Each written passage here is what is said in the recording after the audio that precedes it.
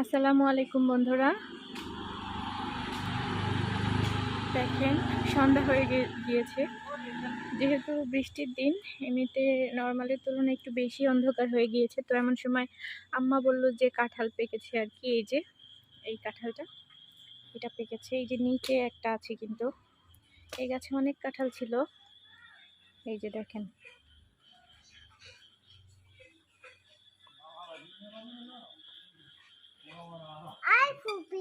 জি ফুপি।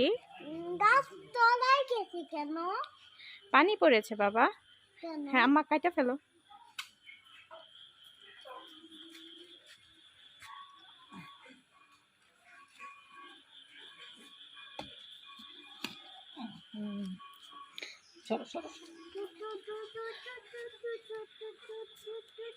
বাবা কি কেটেছে? কাঁঠাল।